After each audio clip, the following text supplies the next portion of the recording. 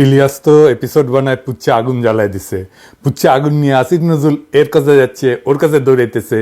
ছাত্র নেতারা দেখলাম আসিফ নজরুলকে বাঁচাইতে আগায় আসছে, কিন্তু বাঁচাইতে পারবেন কি? আর আসিফ নজরুলকে কেন ধরা হইতেছে এভাবে? আমি মাসখানেক আগে এই এপিসোডটা করেছিলাম।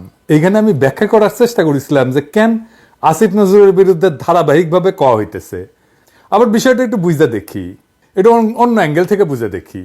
আসিফ নজরুলের সাথে আমার জমি জমা নিয়ে ঝগড়াঝাটি নাই। আসিফ নজরুলের হাসিনা বিরোধী লড়াই ভূমিকা নিয়েও কোনো প্রশ্ন নাই আমার কাছে। উনি যথেষ্ট ভূমিকা রাখছেন ওনার অবস্থান থেকে। আমার ব্যক্তিগত পাকা ধানে তিনি ময়দান নাই। বাঙ্গু এলিটেরা যেহেতু নিজের ধান্দা ছাড়া আর কিছু বুঝে না, অনেকে হাইপোথিসিস দাঁড় করাইছে নিশ্চয়ই কিছু ধান্দা ছিল পিনাকি বা ইলিয়াসের, সেটা হয় নাই, তাই চেতিছে। আসিফ নজরুল নিজেই বলুক তার কাছে ব্যক্তিগত কোনো ধান্দা নিয়ে পিনাকি বা ইলিয়াস গেছে কিনা। যাই হোক, যখন আসিফ নজরুলের অতীত ভূমিকার কথা বইলে কেউ ডিফেন্ড করতে যায় আসিফ নজরুলকে, তখন তারে করুণা করা ছাড়া আর কিছু বলার থাকে না। তার রাজনীতির জ্ঞান যে শিশু পর্যায়ের সেটা বোঝা যায়। রাজনীতিতে অতীত একটা রেফারেন্স, কোনো জাস্টিফিকেশন না। এই ভুলটা সবাই করে জন্যেই আওয়ামী লীগের অতীত ঐতিহ্যের দোহাই দিয়া তার রাজনীতিতে পুনর্বাসনের কথা বলে। আসিফ নজরুল মুজিব বন্দনা করতে করতে কাইত হইয়া পড়ে। দেখেন কি লিখিছে, পড়ম, প্রিয় বঙ্গবন্ধু, নাটক কম করো প্রিয়, আপনি আমাদের স্বাধীনতার জনক করে বাবা। জন্ম শতবর্ষিকী শ্রদ্ধাঞ্জলি, শুভেচ্ছা আর ভালোবাসা নিন। শ্রদ্ধাঞ্জলি বানানটা ভুল হয়েছে আজিব ভাই, এটা লয় হস্বীকার হবি। আল্লাহ আপনাকে শান্তি দিন, ভালো রাখুন। এই আসিফ নজরুল মুজিবকে কিভাবে হাসিনা থেকে আলাদা করবে? 1975-এর ফ্যাসিস্ট মুজিবকে 1971-এর মুজিব থেকে আলাদা করে মূল্যায়ন যে করতে পারে না, তার রাজনীতির ধারণা শিশুর সমান। সে আওয়ামী শাসনে বিচার করতে পারবে না তো। গণ আদালতের আসিফ নজরুল আর গত 15 বছরের আসিফ নজরুল কি এক? 5ই আগস্টের আগের আসিফ নজরুল আর 5ই আগস্টের পরের আসিফ নজরুল কি এক না তো। তার কথা বাদ দেন, 2013-র গণজাগরণ মঞ্চের পিনাকি আর আজকের পিনাকি কি এক না তো। আপনাকে আপনার মরাল পলিটিক্যাল পজিশন সবসময় নির্মাণ করতে হবে, এটা প্রত্যেক মুহূর্তের নির্মাণ। আপনি কোন সময় কি করেছিলেন সেটা দিয়ে আজকের কাজ বিচার হবে না তো। এখন আসেন দেখি আসিফ নজরুল কেন লক্ষ্য হইল।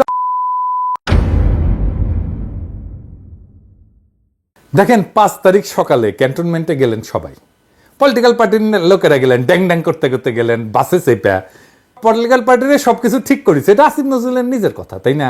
তারপরে তারা বঙ্গভবনে গেল, পলিটিক্যাল পার্টির পানি পড়া নিয়ে বল আসিফ নজরুলের কোর্টে দিয়ে সরে গেল পলিটিক্যাল পার্টিগুলো। এরপরে খেললো কে?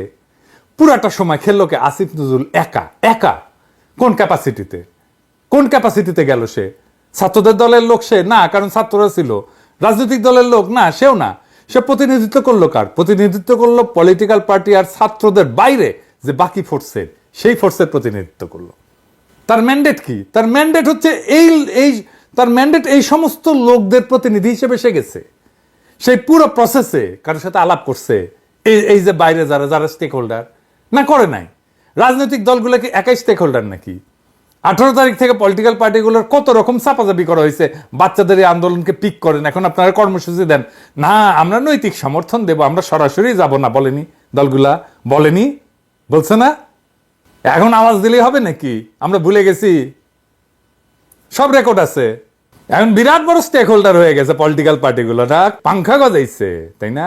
দেখেন মির্জা ফখরুল 25শে জুলাই কি বলিছে, দেখেন, হাইলাইট করে দেখান এডিটর সাহেব। বিবৃতিতে মির্জা ফখরুল বলেন, আন্দোলনে ভূমিকা রাখার মিথ্যা অভিযোগে ঢালাওভাবে বিএনপি ও বিরোধী দলের নেতাকর্মীদের উপর সরকার এবং আইন শৃঙ্খলা বাহিনীর কতিপয় সদস্য দোষারোপ করছে।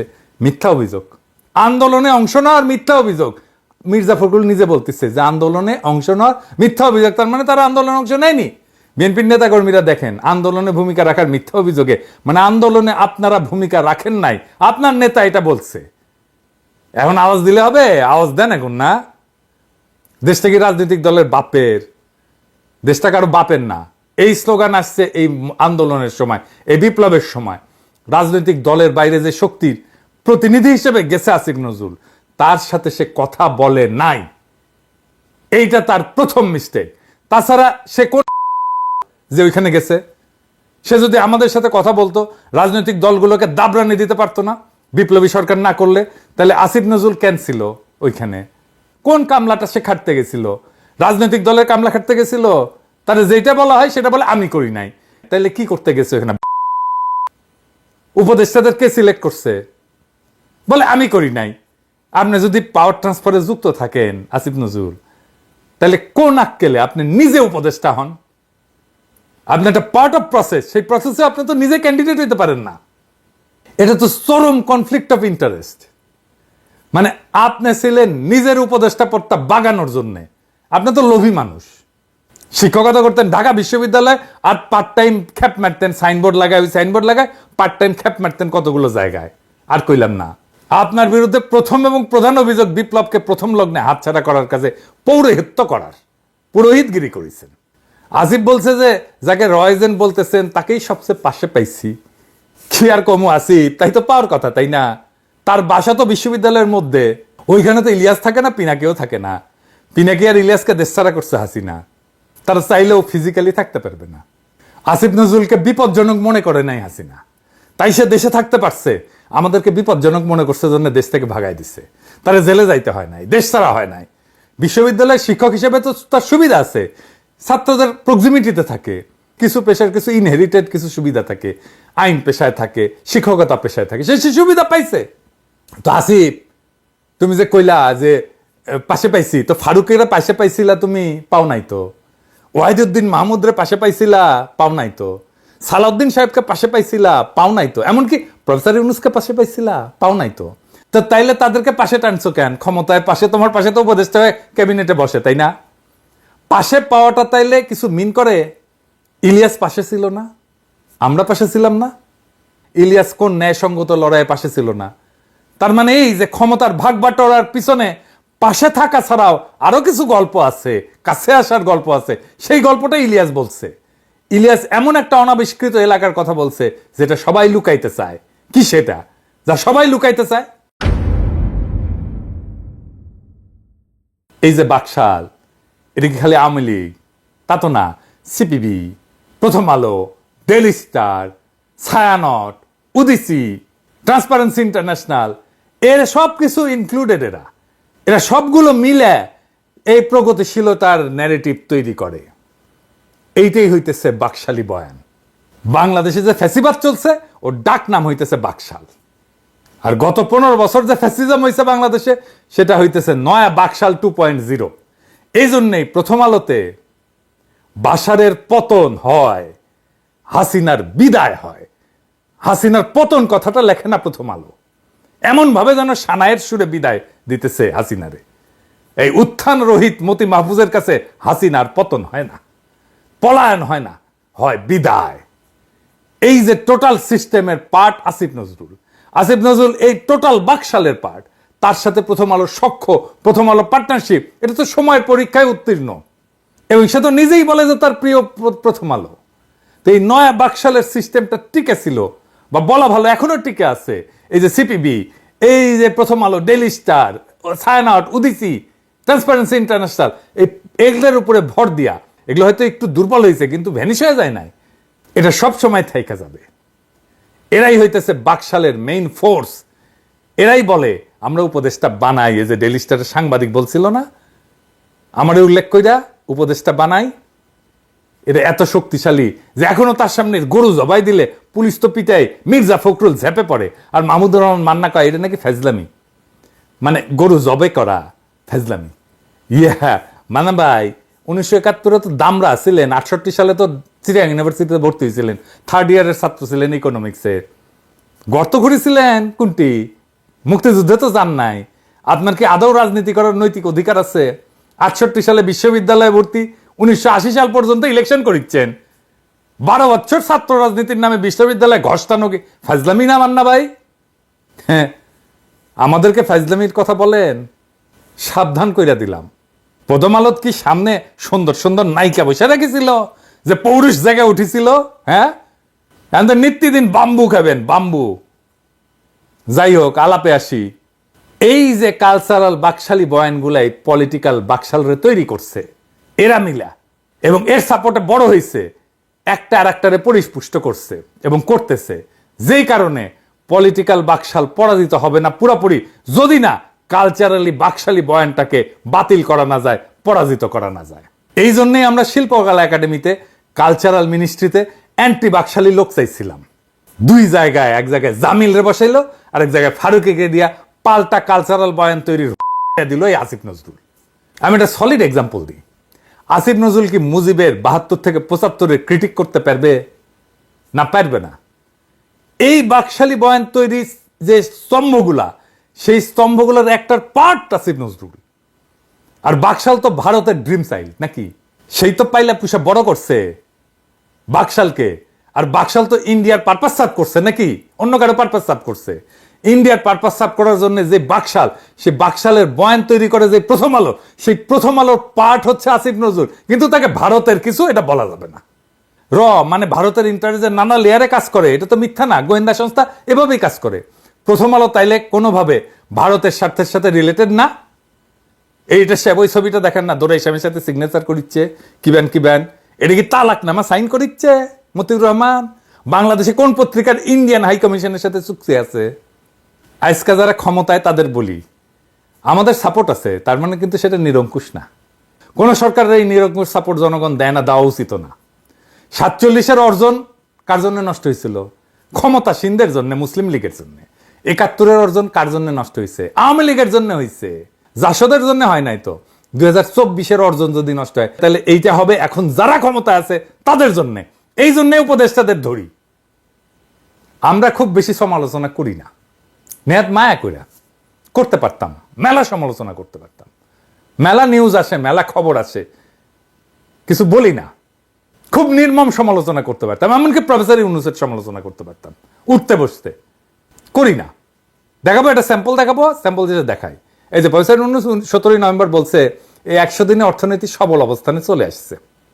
ঠিক তার 2 দিন পরে অর্থ উপদেষ্টা কি কইছে দেখেন, কইছে দেশের অর্থনীতির অবস্থা ভয়াবহ। মানে 2 দিন আগে প্রফেসর ইউনূস কি বলিছে সেটা ঘুরে গেছে ভুলে। কার কথা ঠিক তাইলে? প্রফেসর ইউনূসের নাকি অর্থ উপদেষ্টা?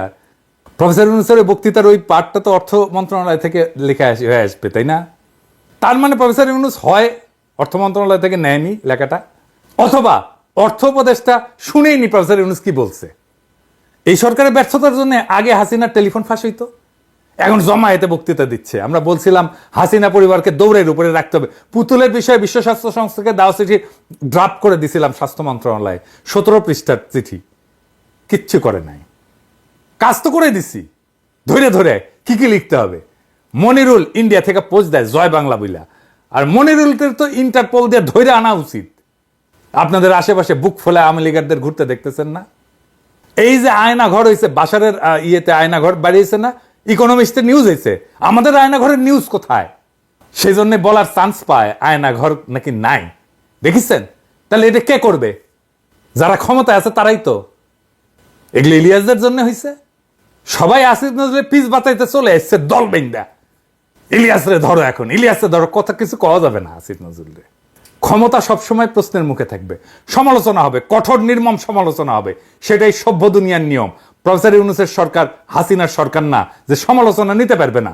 আসিফ নজরুল মিটিং এ যাইয়া কয়েকদিন আগে কইছে কারে যেন জাতির পিতা ঘোষণা দিতে হবে। হঠাৎ করে মনির বলল কি, একজন ব্যক্তি সম্পর্কে নাম নিব না, বললো আসিফ ভাই আমার মনে হয় তারে এই জাতির পিতা বানায় দিলে না দেওয়া পর্যন্ত সে থামবে না।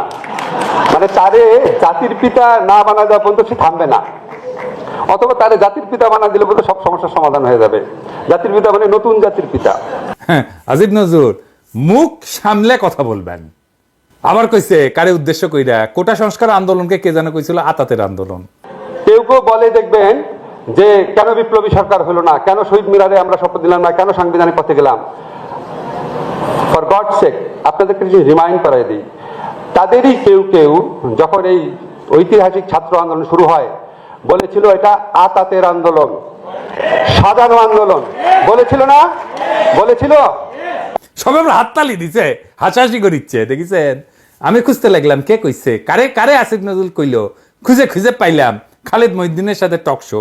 শুনেন, এখন আওয়ামী লীগ যে রকম সরকার 15 বছরের বেশি সময় ধরে তারা ক্ষমতায় আছে, তাদের সামনে ডিল করার মতো আরো অনেক বিষয় আছে তাদের। তো আপনার কাছে কি মনে হয় যে তারা যদি সরকারের মানে আইন আদালতের কাঁধে বন্দুক রেখেও এটা করতে চায়, এটা কেন করবে? মানে কোটা ব্যবস্থা মুক্তিযোদ্ধাদের জন্য চালু করে সরকার আসলে কি গেইন করবে বা কি গেইন করতে চায়? আমরা তো এরকম অনেক সময় শুনি যে বিএনপি সবচেয়ে বড় মুক্তিযোদ্ধাদের দল, আমরা এরকম শুনি মুক্তিযোদ্ধারাই এখন আওয়ামী লীগের সবচেয়ে বিপক্ষে অবস্থান নিয়েছে, আমরা শুনি বামদের মধ্যেও অনেক বড় বড় মুক্তিযোদ্ধা রয়েছে। তো এটা কইরা আসলে সরকার কি মানে অর্জন করবে? সরকার যদি চায়, আমরা যেরকম মেকানিজমের কথা শুনি, সরকার তো যাকে খুশি তাকে চাকরি দিতে পারে আসলে, মানে নানা রকম মেকানিজম করে। না, আমি আপনাকে বলি, আমার কাছে মনে হয়েছে সরকারের মধ্যে, সরকার মানে তো আর শুধু আমাদের প্রধানমন্ত্রী না, সরকারের মধ্যেও তো আমরা দেখেছি এমন কোনো এলিমেন্ট আছে যারা ভুয়া মুক্তিযুদ্ধের সার্টিফিকেট দিয়ে হলেও চাকরি পেতে উৎসাহী। ভুয়া মুক্তিযোদ্ধা কিন্তু একটা বাণিজ্যও তো আছে, দেশে আছে না? তো এই বাণিজ্যের লোকগুলোকে মারা গেছে, এটা তো সরকারের মধ্যে আছে, ঠিক না? 62,000 ভুয়া মুক্তিযুদ্ধ আছে, এই সার্টিফিকেট একটা বাণিজ্য আছে না? সরকারের মধ্যে একটা কোটারি অংশ আছে যারা ছাত্রলীগ বা যুবলীগকে বা তার কর্মীকে চাকরি দিতে চায়, মুক্তিযুদ্ধের কোটা দিয়ে থাকতে পারে, এক নাম্বার। 2 নম্বর হচ্ছে আমাদের প্রধানমন্ত্রী যেহেতু উনি একটু, আমার কাছে মনে হচ্ছে একটু জেদ করে বাতিল করেছিলেন, সেই জন্য মানে হয়তো উনি অন্য কোনোভাবে, মানে উনি যে অসন্তুষ্ট না, এটা অন্য কোনোভাবে রিফ্লেক্টেড হতে পারে যদি আপনার অ্যাটর্নি জেনারেল অফিস খুব স্ট্রংলি এটা পার্সু না করে, হতে পারে। আর 3 নাম্বার হচ্ছে আপনি যেটা বললেন সরকারের নিয়ে কি করবে, আমার কাছে মনে হয় কি, ধরেন এটা একদম একটা সত্যি কিনা আমি জানি না, এমনি ধারণা, যখন এখানে ভারতকে যেভাবে আপনার রেল করিডোর দেওয়া হয়েছে, এটা নিয়ে খুব একটা শোরগোলের মতো অবস্থা তৈরি হয়েছিল। এখন পুরা যুব সমাজের মনোযোগ তো অন্যদিকে নিয়ে যাওয়া যায় এই সমস্ত ইস্যু টুনে, বিকজ এটা হচ্ছে তাদের চাকরির ইস্যু, এটা তাদের সবচেয়ে বড় ইমিডিয়েট ইস্যু হতে পারে। এখন আমাদের সরকারগুলোর মধ্যে স্বচ্ছতা নাই। তাজিম নজরুল সেম সাইড হয়ে গেল না, আন্দোলনে অবদান আর স্টেকের প্রশ্ন তুললেন না। মেহরবানি কইরা যারা ক্ষমতায় আছেন তারা ধরলে কলে ছুটতে পারবেন না, একেবারে কচ্ছপের মতো কামড় দিয়ে ধরবো। বাঙ্গো এলিট আপনাদের সাথে থাকতে পারে, কিন্তু আপামর সাধারণ মানুষ, সব হারানো মানুষ, দরিদ্র মানুষ, এরা ইলিয়াস আর পিনাকির সাথে আছে। পিনাকি আর ইলিয়াস তাদের কথা বলে। যদি সাধারণ মানুষের সাথে থাকতে চান, আঙ্গের পিছে লাগবেন না, হ্যাঁ বরাবর করিয়া দেব। কিন্তু যাই হোক, আমি অনেকদিন শহীদদের গল্প বলি না, আজ এক শহীদের গল্প বলবো। জুলাইয়ের যোদ্ধাদের পানি খাওয়াতে বাসা থেকে রাস্তায় এসেছিলেন মারিয়া সুলতানা রাখির স্বামী শহীদ নাজমুল। তিনি পানি খাওয়ালেন ঠিকই, কিন্তু নিজে পরিবারের কাছে ফিরলেন কফিনে আবৃত হয়ে। রাখির 2 বছরের ছোট্ট আরিয়ানাকে নিয়ে ভাড়া বাসায় এক অনিশ্চিত জীবন যাপন করছেন। নাজমুলের নিথর দেহ যখন হাসপাতালে পৌঁছে, রাখি আহাজারি করছিলেন। তার কথাগুলো শোনেন।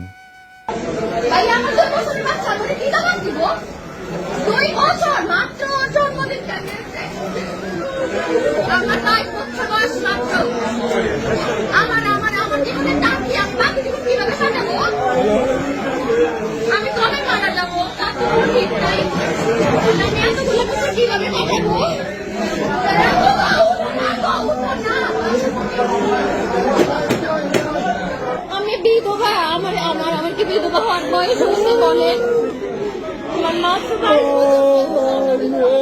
রাখির এই প্রশ্নের সামনে দাঁড়াতে পারবেন আসিফ নজরুল? আসলে কি রাখির বিধবা হওয়ার বয়স হয়েছে? কে নেবে 2 বছরের সন্তানের দায়িত্ব? রাখির গল্প কোথাও ছাপা হয়নি। আমি তন্ন তন্ন করে খুঁজে দেখেছি, কোনো একজন উপদেষ্টা গেছেন তার বাসায় একটু সান্ত্বনা দিতে, একটু কথা বলতে। আমি অনেক শহীদ পরিবারের সাথে কথা বলি, সাহায্য করি সাধ্যমতো, পুনর্বাসনের চেষ্টা করি, আহতদের সাথে কথা বলি, তাদের চিকিৎসার চেষ্টা করি, এমনকি দেশের বাইরে নিয়ে যেয়ে। রাখির কোনো খোঁজ পেলে আমাকে জানাবেন। এই দুঃখী মেয়েটার দায়িত্ব আমি নেব, নিজে করব। যদি না পারি ভিক্ষা করব, আপনাদের কাছে চাইব। যতদিন বেঁচে আছি তার দায়িত্ব নেব। রাখির সন্তানের মুখে খাবার না তুলে আমি ভাত খাবো না, প্রতিশ্রুতি দিলাম জাতির কাছে। আমরা নাকি 2 পয়সার ইউটিউবার, ভিউ বেচে খাই। আমরা নাকি বাংলাদেশে অরাজকতা করি। আমাদের এই লড়াইয়ে, এই আন্দোলনে কোনো ভূমিকাই নাকি নাই। আমরা তেজপাতা, হরিদাস পাল, সবই হয়তো ঠিক, তবে এটাও ঠিক, আমরা সেই বঞ্চিত, সেই সমাজের নিচতলার মানুষের একজন, যাদের মুখে হাসি নাই, চোখের কান্নাও গেছে শুকিয়ে, যাদের জীবনের অন্ধকার কখনো কাটে না, যারা বারে বারে রক্ত দেয় কিন্তু মুক্তি পায় না। আমরা সেই সিঁড়ি যা মারিয়ে উপরে ওঠে আমাদের না চেনাটাই ক্ষমতাবানদের ধর্ম হয়ে যায়। আমরা জানি আমরা কখনোই ক্ষমতার প্রিয় হব না। আমাদের জায়গা মজলুমের অন্তর হলেই আমাদের কাজ সার্থক, আমাদের জীবন সার্থক। ইনকিলাব জিন্দাবাদ।